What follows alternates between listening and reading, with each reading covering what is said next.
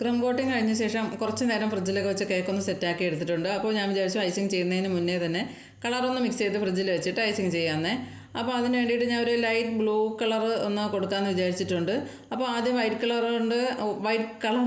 Cream കൊണ്ടൊന്ന് cover ചെയ്ത ശേഷം ഒരു തിന്നായിട്ടുള്ള ലെയർ കളർ ക്രീമും കൂടെ കൊടുക്കാമെന്ന് വിചാരിച്ചേ. മൊത്തത്തിൽ കുഴപ്പം. കേക്കിലേക്കുള്ള ഫ്ലേവർ ഞാൻ വിചാരിച്ചത് നല്ല ഡാർക്കായിട്ടുള്ളൊരു ബ്ലൂവും കേക്ക് ഒരു ലൈറ്റ് ബ്ലൂവും അങ്ങനെയാണ് ഉദ്ദേശിച്ചിട്ടുള്ളത്. അപ്പോൾ അതുകൊണ്ട് എനിക്ക് കൂടുതൽ കളർ മിക്സ് ചെയ്യുന്നത് നോക്കിയേ ചെയ്യാൻ പറ്റുള്ളൂ. കാരണം കുറച്ച് ഡാർക്കായി പോയി കഴിഞ്ഞാൽ രണ്ടും ഒരേപോലെ നിൽക്കും. കേക്കും ഫ്ലവറും ഒരേപോലെ നിൽക്കും. അപ്പോൾ ഫ്ലവറിനൊരു എടുപ്പ് കാണൂല. അതുകൊണ്ട് ഞാൻ ജസ്റ്റ് ഒന്ന് ടച്ച് ചെയ്ത് കൊടുത്തിട്ട് മിക്സ് ചെയ്തെടുക്കണുള്ളൂ. നോക്കിയാണ് മിക്സ് ചെയ്തെടുക്കുന്നത്. എന്നിട്ട് ഞാനത് അവിടെ വെച്ചിട്ട് ഫ്ലവറിനുള്ളതും കൂടെ മിക്സ് ചെയ്തു. എന്നിട്ട് രണ്ടും കൂടി നോക്കുന്നുണ്ടേ. കാരണം കളർ വ്യത്യാസം ജസ്റ്റ് നമുക്ക് എടുത്തറിയിക്കണം. ഫ്ലവർ കുറച്ച് മേലെ നിൽക്കണം. അപ്പോൾ അതിന് വേണ്ടിയിട്ട് രണ്ടും കൂടി ഒരേപോലെ ആയി പോകാത്ത രീതിയിൽ ഒന്ന് മിക്സ് ചെയ്ത് വെച്ചിട്ട് പിന്നെ കേക്ക് ഐസിങ് ചെയ്യാമെന്ന് വിചാരിച്ചേ. ലൈറ്റായിട്ട് ബ്ലൂ മിക്സ് ചെയ്തിട്ടുള്ള ക്രീം ഞാൻ കുറച്ച് എടുത്തിട്ടുള്ളത്. കാരണം ഞാൻ വിചാരിച്ചു ആ വൈറ്റ് ക്രീമും കൂടെ പുറത്ത് കാണത്തക്ക രീതിയിൽ നിന്നാലും കുഴപ്പമൊന്നുമില്ല. ഒരു ലൈറ്റ് ഷെയ്ഡ് മതി. വൈറ്റും ബ്ലൂവുമായിട്ട് ഒരു ഷെയ്ഡ് പോലെ വന്നാലും കുഴപ്പമൊന്നുമില്ല. കേക്കിനൊരു ലൈറ്റ് കളർ വേണം, അത്രേ ഉള്ളൂ. ആ ഡാർക്ക് ബ്ലൂ ഒന്ന് എടുത്തറിയിക്കാൻ വേണ്ടിയിട്ടാണ്.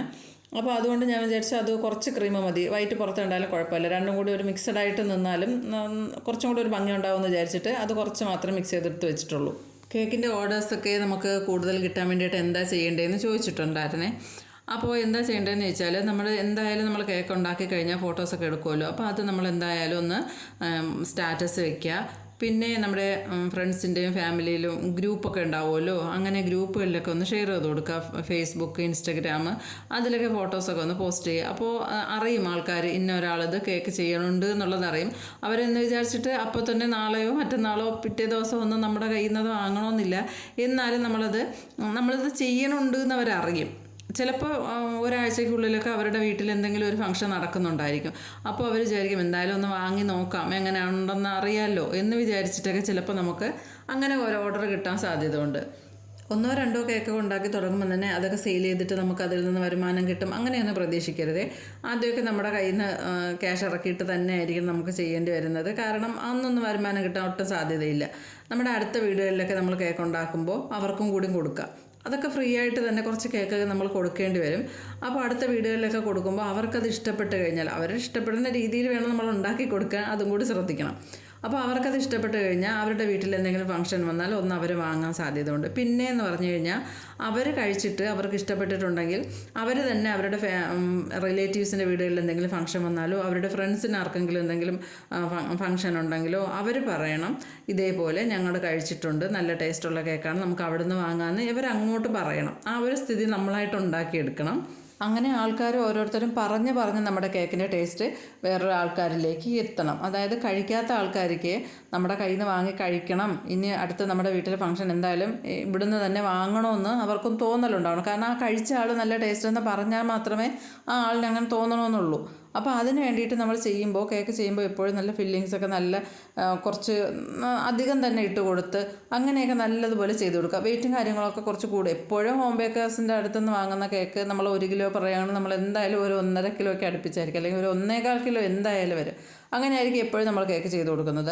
അപ്പോൾ അതേപോലെ തന്നെ വെയിറ്റും കാര്യങ്ങളൊന്നും നമ്മൾ കറക്റ്റ് നോക്കുകയും ചെയ്യരുത്, നല്ല രീതിക്ക് തന്നെ ചെയ്ത് കൊടുക്കുക. ഫംഗ്ഷനൊക്കെ വരുമ്പോൾ നമ്മളൊരു കേക്ക് ഉണ്ടാക്കി കൊടുത്താൽ അപ്പോൾ അവിടെ വരുന്ന ആൾക്കാർ അന്വേഷിക്കണം ഇത് എവിടുന്ന് വാങ്ങിയതാണ്, നല്ല ടേസ്റ്റ് ഉണ്ടല്ലോ, ഇത് ആരാണ് ഉണ്ടാക്കിയത്, അങ്ങനെ അറിഞ്ഞിട്ട് നമുക്ക് അങ്ങനെ ആൾക്കാർ വരണം നമ്മുടെ കയ്യിൽ നിന്ന് വാങ്ങാൻ വേണ്ടിയിട്ട്. പിന്നെ നമ്മുടെ സ്കൂൾ ഗ്രൂപ്പൊക്കെ ഉണ്ടല്ലോ, അപ്പോൾ അതിലൊക്കെ മീറ്റപ്പൊക്കെ വയ്ക്കുന്ന സമയത്ത് അവിടെയൊക്കെ നമ്മളൊന്ന് കേക്കൊക്കെ ഉണ്ടാക്കി കൊണ്ടുപോകണം.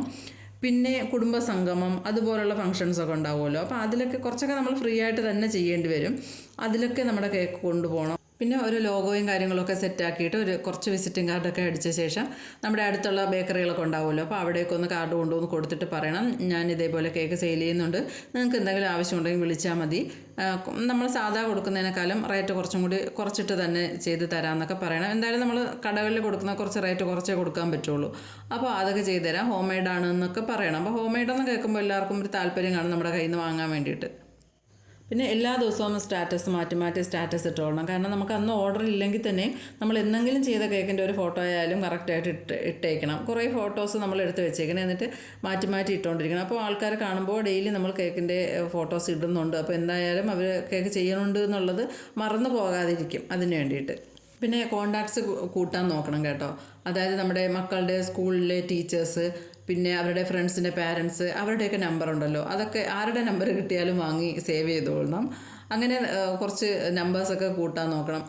അപ്പോൾ അവരൊക്കെ നമ്മുടെ സ്റ്റാറ്റസ് കാണുമല്ലോ, അപ്പോൾ അവർക്കും കൂടി അറിയണം നമ്മളിത് കേക്ക് ചെയ്യണുണ്ട് എന്നുള്ള കാര്യം, നമ്മുടെ കയ്യിൽ നിന്ന് വാങ്ങാമെന്നൊക്കെ അവർക്ക് തോന്നണം അതിന് വേണ്ടിയിട്ട്. അപ്പോൾ ഇതേപോലുള്ള കുറച്ച് കാര്യങ്ങളും കൂടി ഓർമ്മയിൽ നിർത്തിയിട്ട് ചെയ്താൽ മതി. പിന്നെ നമ്മുടെ ഏരിയയിലൊക്കെ എങ്ങനെയാണ് നമ്മുടെ കേക്ക് ആൾക്കാരുടെ മുന്നിലേക്ക് എത്തിക്കാൻ പറ്റുക എന്നൊക്കെ നമുക്കൊരു ഐഡിയ ഉണ്ടാവുമല്ലോ. അപ്പോൾ അതനുസരിച്ചിട്ടൊക്കെ അങ്ങ് ചെയ്താൽ മതി. പിന്നെ ഇതൊക്കെ ചെയ്ത് നമ്മൾ 2 ദിവസം ഒരാഴ്ചയൊക്കെ കൊണ്ട് തന്നെ നമ്മൾ കേക്ക് ഒരുപാട് ആൾക്കാർ വാങ്ങും എന്നൊക്കെ വിചാരിച്ചിരിക്കരുത്. അങ്ങനെ പ്രതീക്ഷിച്ചിരിക്കുമ്പോഴാണ് നമുക്ക് കിട്ടാതെ വരുമ്പോൾ പെട്ടെന്ന് നിരാശ വരും. അതുകൊണ്ട് എന്തായാലും നമ്മൾ പതിയെ പതിയെ മാത്രമേ ഇതിൽ മുന്നോട്ട് പോവുള്ളൂ എന്നൊരു ചിന്ത നമ്മുടെ മനസ്സിലുണ്ടായിരിക്കണം. ഒരു ദിവസം ഓർഡർ ഉണ്ടായി ചിലപ്പോൾ ഒരാഴ്ചയോ 2 ആഴ്ചയോ കഴിഞ്ഞിട്ടായിരിക്കും അടുത്ത ഓർഡർ നമുക്ക് കിട്ടുന്നത്. അപ്പോൾ അങ്ങനെ പതിയെ പതിയെ മാത്രമേ വരുള്ളൂ. അപ്പോൾ ഈ വാങ്ങുന്ന ആൾക്കാർ പിന്നെയും നമ്മുടെ കയ്യിൽ നിന്ന് വാങ്ങാനുള്ള ഒരിത് നമ്മൾ ഉണ്ടാക്കിയെടുക്കണം. പിന്നെ അവർ വേറെ എങ്ങും പോകാതെ അടുത്ത ഫംഗ്ഷന് നമ്മുടെ കയ്യിൽ നിന്ന് തന്നെ കേക്ക് വാങ്ങണം. ആ ഒരു രീതിക്ക് തന്നെ നമ്മൾ കേക്ക് ചെയ്തു കൊടുക്കണം. അത് പ്രത്യേകം ശ്രദ്ധിക്കണം. വരുന്ന കസ്റ്റമറിനെ വിടാതെ പിടിച്ചു നിർത്തേണ്ട കഴിവ് നമ്മുടെ കേക്കിനുണ്ടായിരിക്കണം. ആ രീതിയിൽ എന്തായാലും കേക്ക് നല്ല ടേസ്റ്റിന് ചെയ്ത് കൊടുക്കാൻ ആദ്യം ശ്രമിക്കുക. ആദ്യത്തെ പടിയെന്ന് പറയുന്നത് അതാണ്. അങ്ങനെ വാങ്ങുന്ന ഒരാൾ പിന്നെ എന്തായാലും വേറൊരു സ്ഥലത്ത് പോയി കേക്ക് വാങ്ങില്ല, നമ്മുടെ കയ്യിൽ നിന്ന് തന്നെ വാങ്ങും. അപ്പോൾ ആ കസ്റ്റമറിനെ ഒരു തവണ നമ്മുടെ കയ്യിൽ നിന്ന് കേക്ക് വാങ്ങിയിട്ടുണ്ടെങ്കിൽ ആ കസ്റ്റമറിനെ വിടാതെ പിടിച്ചു നിർത്താനുള്ള ഒരു കഴിവ് നമ്മുടെ കേക്കിനുണ്ടാക്കിയെടുക്കുക. പിന്നെ ഒരു തവണ നമ്മുടെ കയ്യിൽ നിന്ന് വാങ്ങിയ കസ്റ്റമറിൻ്റെ ടേസ്റ്റ് എന്താണെന്നുള്ളത് മനസ്സിലാക്കി വെച്ചേക്കണം.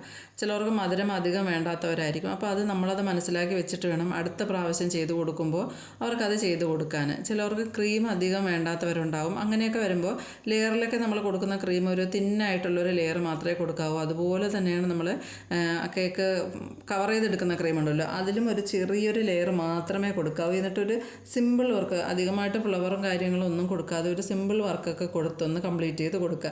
അപ്പോൾ അങ്ങനെ കുറച്ച് ക്രീം മാത്രം യൂസ് ചെയ്യുമ്പോൾ എന്ത് ചെയ്യണമെന്ന് അറിയാമോ? കേക്ക് നമ്മൾ കുറച്ച് കൂടുതൽ ചെയ്തിട്ട് ക്രീം കുറച്ച് ചെയ്യുക. അപ്പോൾ വെയിറ്റ് ബാലൻസ് ചെയ്ത് നിൽക്കും. അപ്പോൾ അത് ശ്രദ്ധിക്കുക.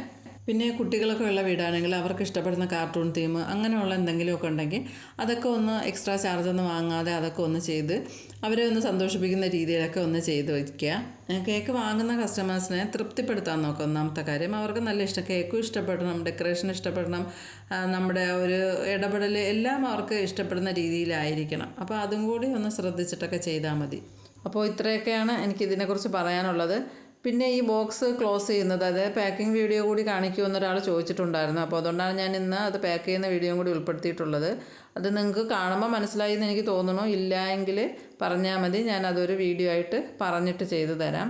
അപ്പോൾ ഞാനത് കറക്റ്റായിട്ട് കാണിക്കുന്നുണ്ട്, ഇല്ലെങ്കിൽ പറഞ്ഞാൽ മതി. അപ്പോൾ ഇന്നത്തെ വീഡിയോ ഇത്രയേ ഉള്ളൂ. അപ്പോൾ നിങ്ങൾക്ക് എല്ലാവർക്കും വീഡിയോ ഇഷ്ടപ്പെട്ടെങ്കിലും ഞാൻ പറഞ്ഞ കാര്യങ്ങൾ എല്ലാം ഉപകാരമായി എന്ന് തോന്നിയിട്ടുണ്ടെങ്കിലും വീഡിയോ ലൈക്ക് ചെയ്യാൻ മറക്കരുത്. വീഡിയോ നിങ്ങളുടെ ഫാമിലിയിലോ ഫ്രണ്ട്സിനോ ആർക്കെങ്കിലും ഒക്കെ ഒന്ന് ഷെയർ ചെയ്ത് കൊടുക്കുക. സബ്സ്ക്രൈബ് ചെയ്യാതെ കാണുന്നവരാണെങ്കിൽ ഒന്ന് സബ്സ്ക്രൈബ് ചെയ്ത് സപ്പോർട്ട് ചെയ്യുക. മാത്രമല്ല ആ ബെല്ലൈക്കൺ കൂടി ഒന്ന് എനേബിൾ ചെയ്ത് വെച്ചേക്കണേ, എങ്കിലേ നിങ്ങൾക്ക് ഞാനിടുന്ന വീഡിയോസ് എല്ലാം നോട്ടിഫിക്കേഷനായി വരുള്ളൂ. അപ്പോൾ ഇന്നത്തെ വീഡിയോ ഇത്രയേ ഉള്ളൂ.